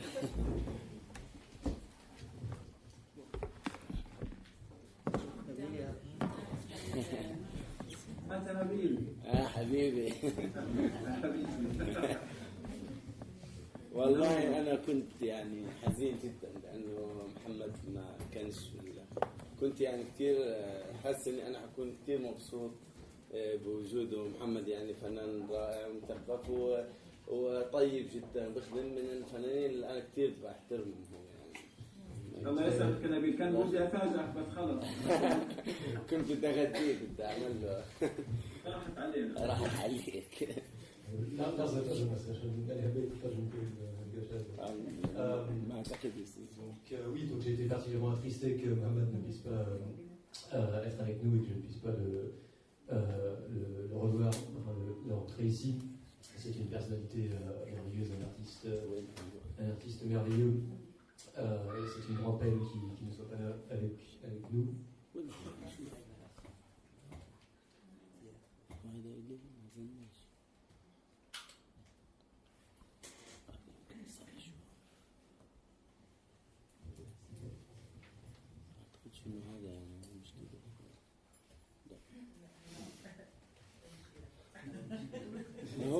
طيب شوف على فلاش ايش بتسوي يا محمد؟ أنا بتسوي بلعب اتاري يعني والله طلعت لي فلاش في ايش؟ مش عارف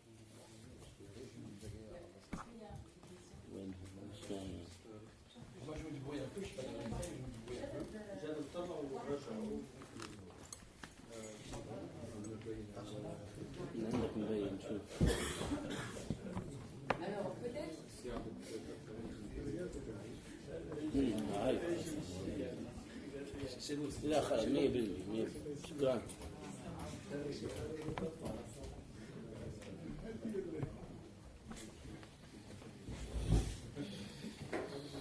طيب خلاص 100% سيارة أول شيء كثير أنا بشكر هدولكم وسعيد كثير إن أنا موجود هنا وبحكي كفنان من غزة فنان لسه طازة يعني من غزة لسه جديد. Donc d'abord, merci beaucoup d'être venu. Je suis très heureux et fier de vous parler. Et vous parler en tant qu'artiste palestinien de Gaza, tout frais de Gaza, au mouvement tout sorti.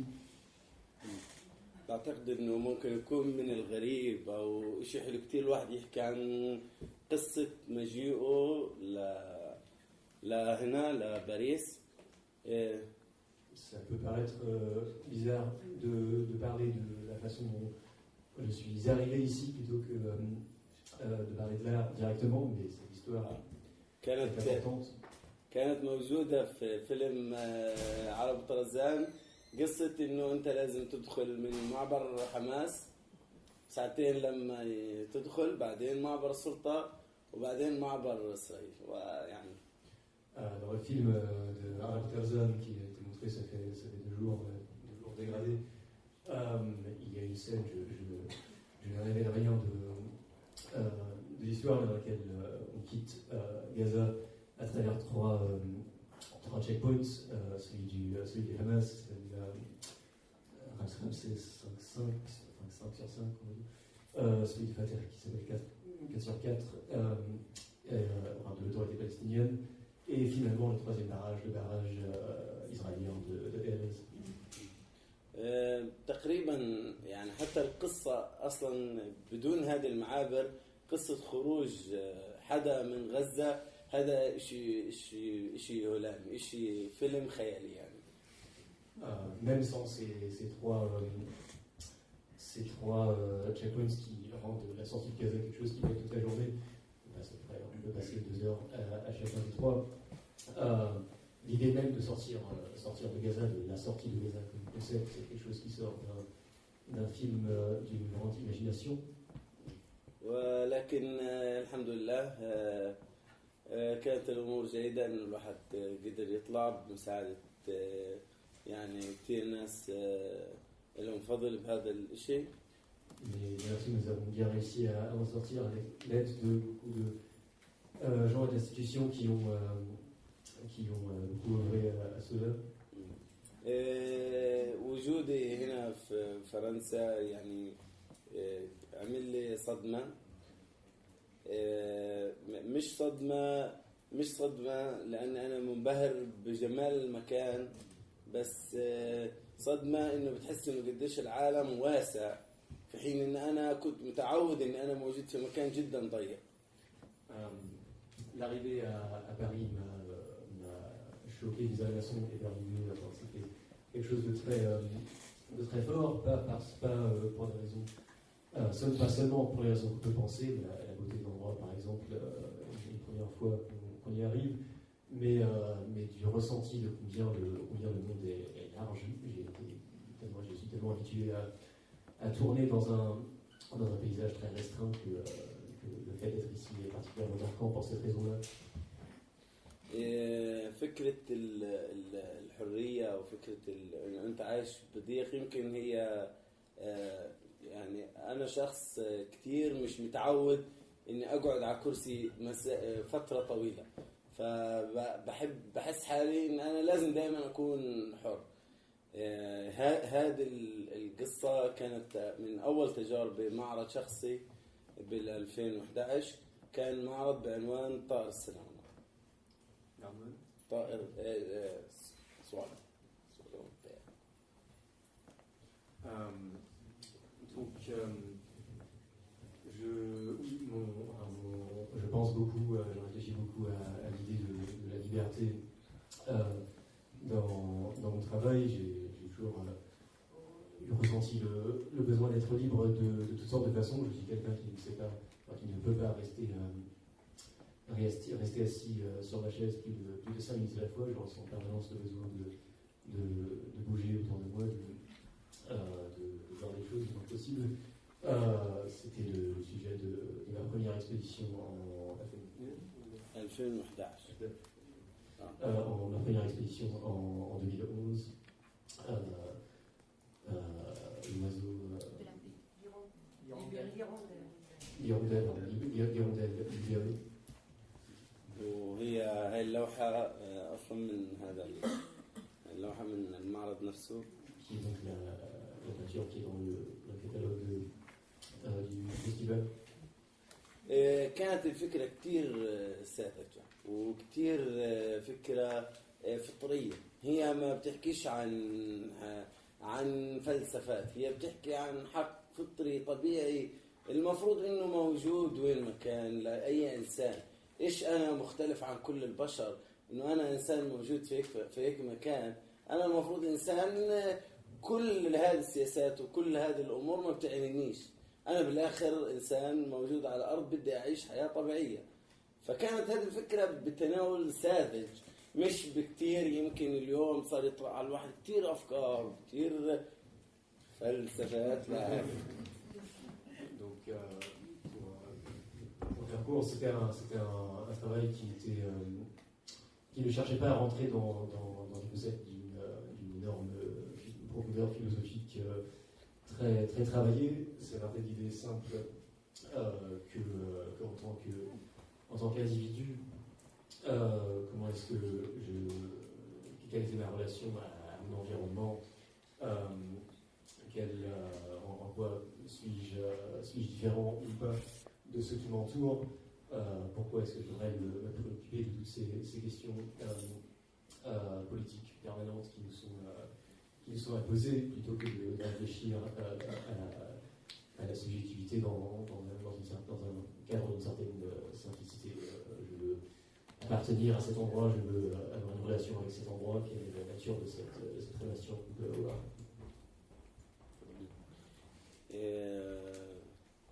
التجربة الثانية كان معرض اللي هو ب 2014 2015 اللي هو تحرر من المظلة.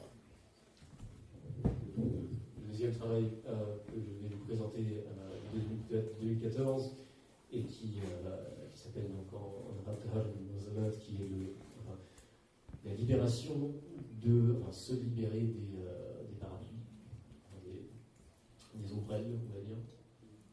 كانت بالفترة هذه يعني اللي خلاني أعمل المعرض هذا إنه في طرأ علي كتير وعي بصري وكتير رؤية بدأت تتطور وكتير صرت أفهم أو مش أفهم. صرت كتير أقدر أعيش مع المدارس الفنية وأفهم الفنانين وأحاول أقدر على الرغم إن أنا موجود بمكان محبوس بس كان في نت. يعني أنا بعتبره منفذ كبير قوي خلاني إن أنا أقدر في هذا الشيء خلاني أقدر إني أبحث فنيا وبصريا وأقدر أقدم تجربة ممكن تكون قوية. ما كانش عندي الحاجز السجن هذا هو الحاجز الوعي الفني لأنه أنا بعتقد إنه الفنان اللي بده يطور تجربته واللي بده يصنع لنفسه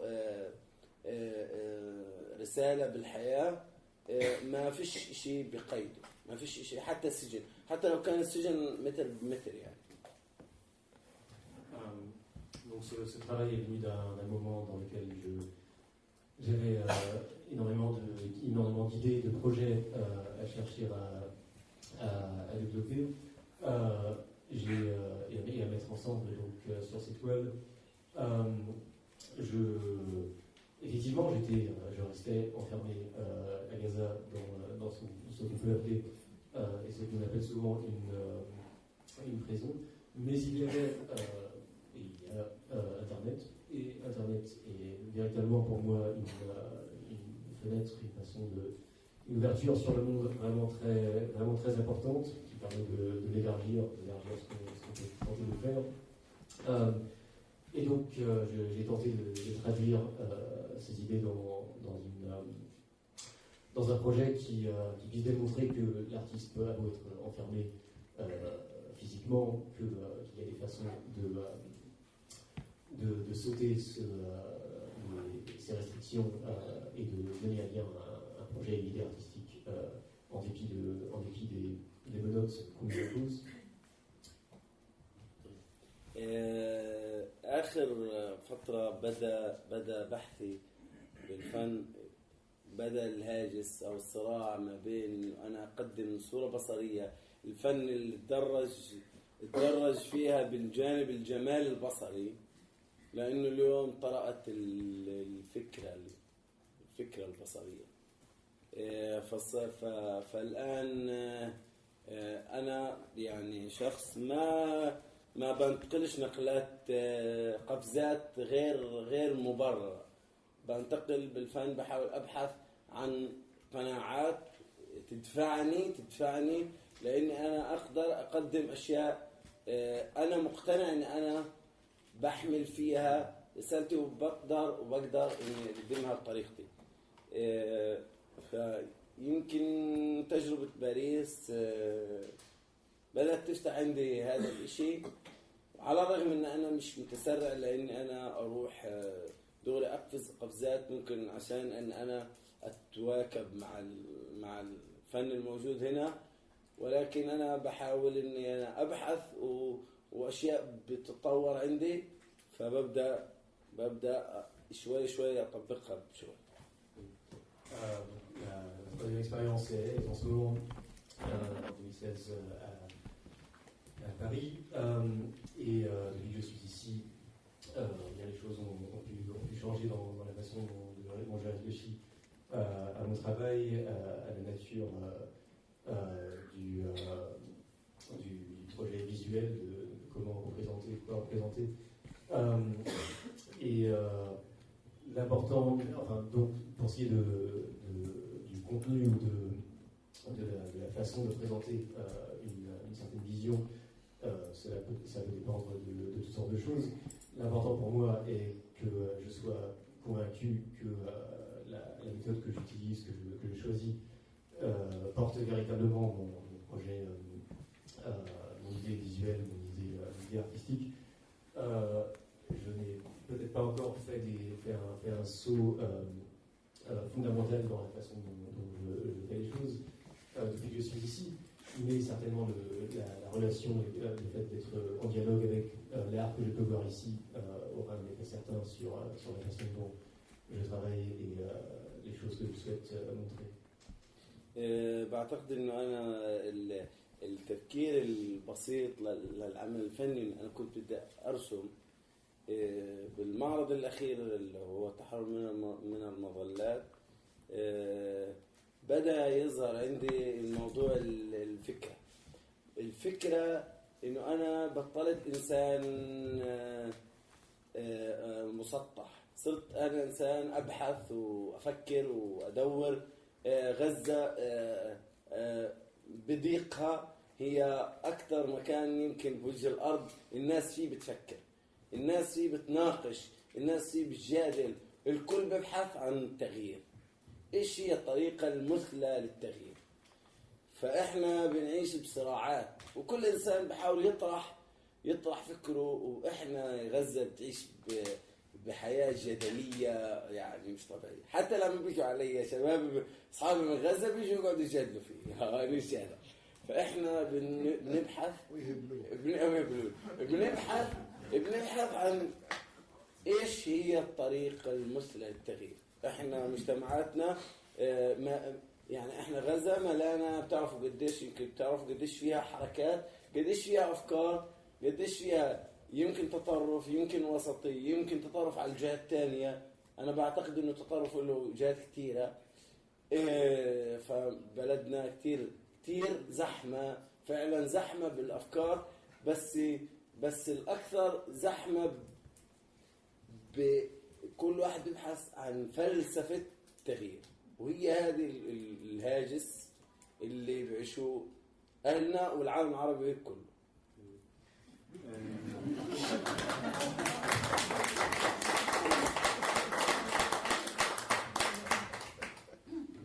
Ce dernier projet sur lequel je travaille en ce moment a ses origines dans mon projet précédent,